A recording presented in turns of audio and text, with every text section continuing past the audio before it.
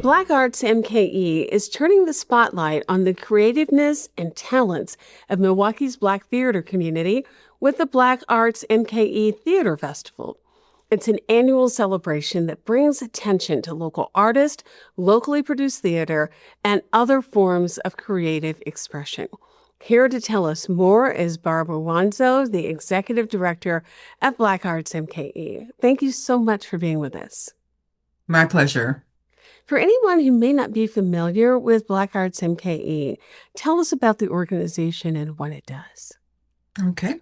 Our mission is to increase the availability and quality of African American arts and culture.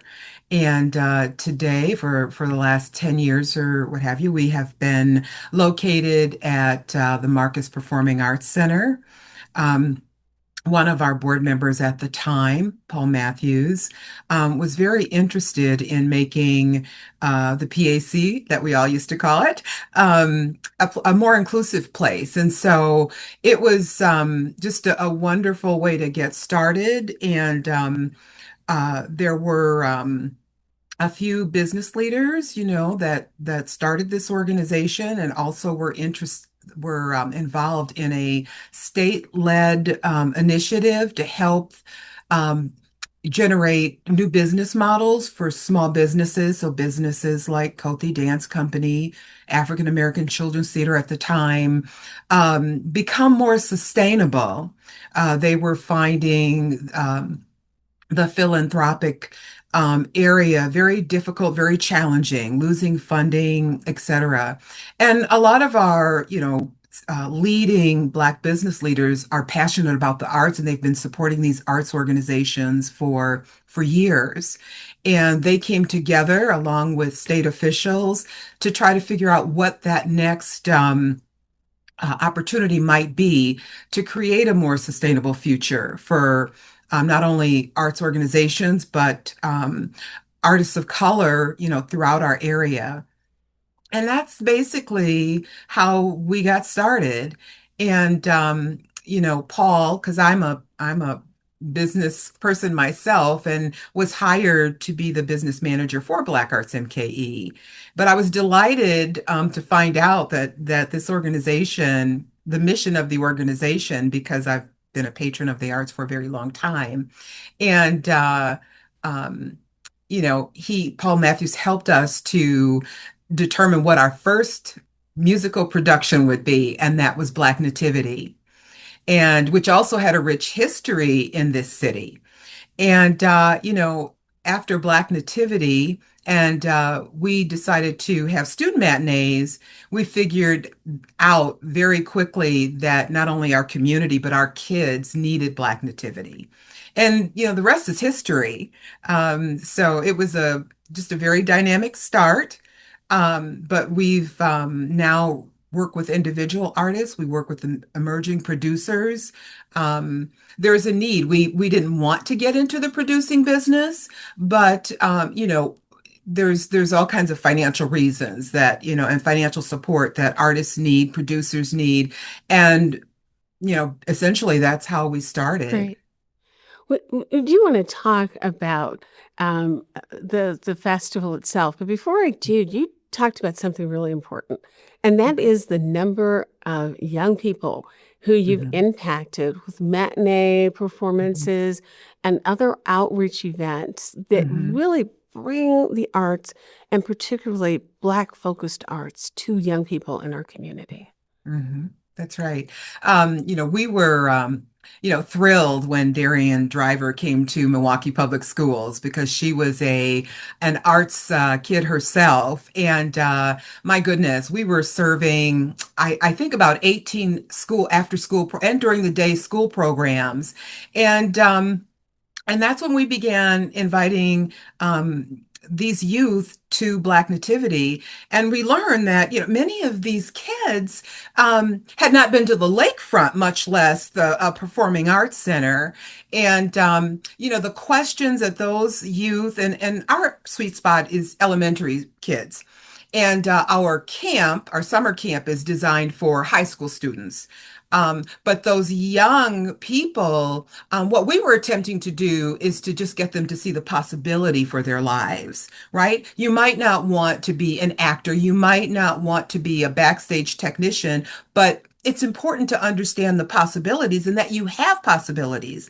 Um, and the kids were just so excited. And the questions that they asked were kind of heartbreaking, but it was very exciting. And it's one of the things that we do that brings us such great satisfaction. And the parents that we work with,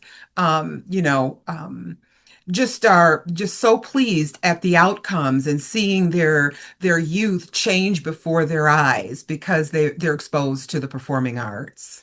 So, from this wonderful, rich year round experience Mhm. comes where we are today with the Black Arts MKE Theater Festival.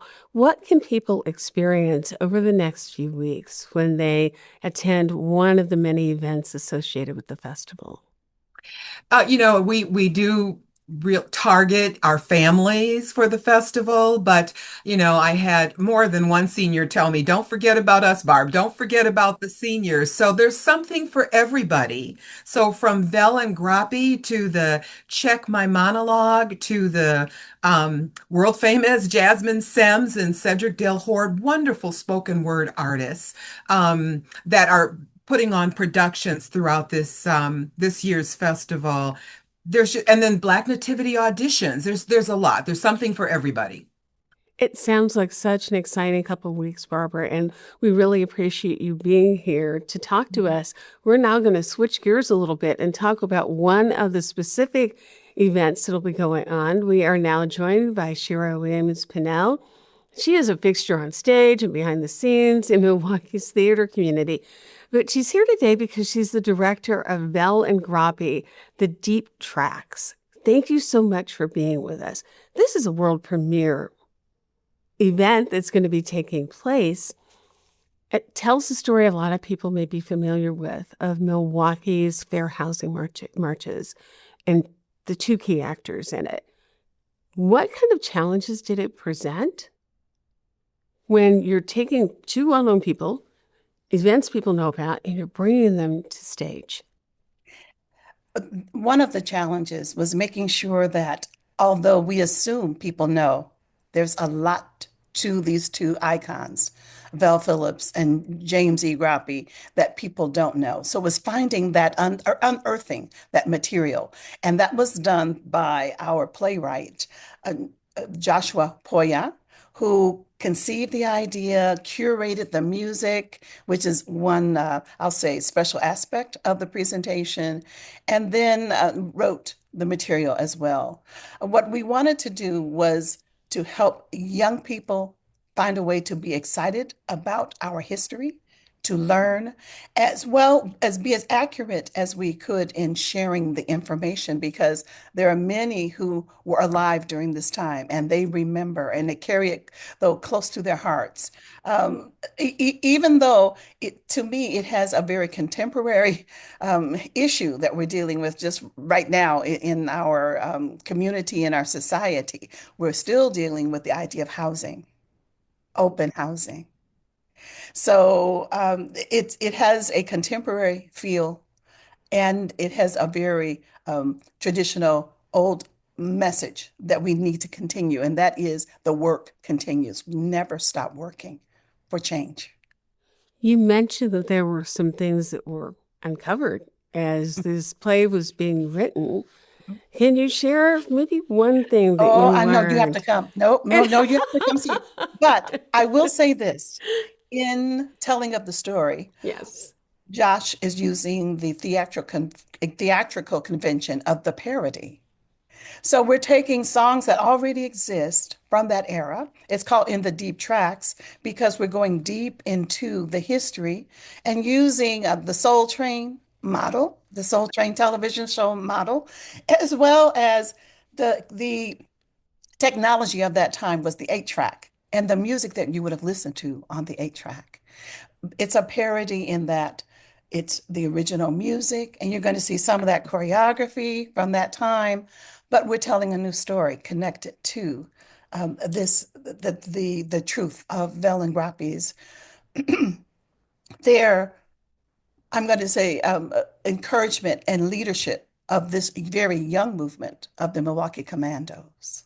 This was really a youth movement. And you think Val Phillips and James Groppi were only in their 30s when they were doing all of this. What do you want people to really walk away with at the end of this production? Obviously, they'll have maybe a keener view of the history, but what do you really want them to walk away with?